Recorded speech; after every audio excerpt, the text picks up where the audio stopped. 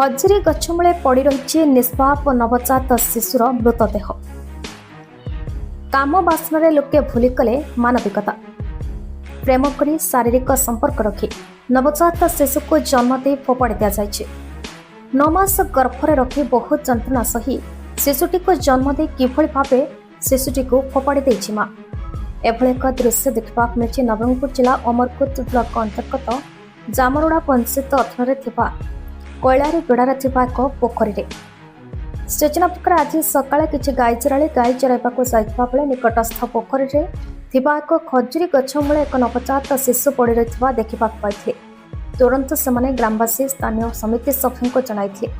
ଏହା ଶୁଣିବା ମାତ୍ରେ ସମିତି ସଭ୍ୟ ଓ ଗ୍ରାମବାସୀ ଘଟଣାସ୍ଥଳରେ ପହଞ୍ଚି ସରପଞ୍ଚଙ୍କୁ ଜଣାଇଥିଲେ ଏବଂ ସରପଞ୍ଚ ତୁରନ୍ତ ଥାନାକୁ ଫୋନ୍ କରିଥିଲେ। ଖବର ଲେଖା ହେବା ପର୍ଯ୍ୟନ୍ତ ପୋଲିସ ଘଟଣାସ୍ଥଳରେ ପହଞ୍ଚି ନଥିଲା। रामसिंह पूजारी जामरोंडा समिति सभ्य सकाले ये से गोरु चराइबा ପାଇଁ ଆସିଥିଲେ। ପିଲାମାନେ ଦେଖିକିନା ନବଜାତ ଶିଶୁକୁ আর ଫୋନ୍ ମାଧ୍ୟମରେ ଗାଁବାସୀକୁ ଜଣାଇଲେ। ତାପରେ ଆମେ ଆସିଲୁ, ଆସିକିନା ମୁଁ ସରପଞ୍ଚକୁ ଜଣାଇଲୁ, ସରପଞ୍ଚକୁ ଜଣାଇକିନା ଆମର ସେ ପୋଲିସ ଥାନାକୁ ଜଣାଇଛନ୍ତି। ସରପଞ୍ଚ ଆଜ୍ଞା କିଛି ଜଣା ପଡ଼ୁନାହିଁ, ପୁଅ ନା ଝିଅ ବୋଲି ଜଣା ପଡ଼ୁନାହିଁ, କାଲି ଏମିତି ଗୋଟେ ନବଜାତ ଶିଶୁ ବୋଲି ଜଣା ପଡ଼ୁଛି। ଆମେ ତ ଜାଣିନୁ କିଏ ପିଙ୍ଗିଛି, କହିବାରୁ ଆସିଲୁ। ଆରେ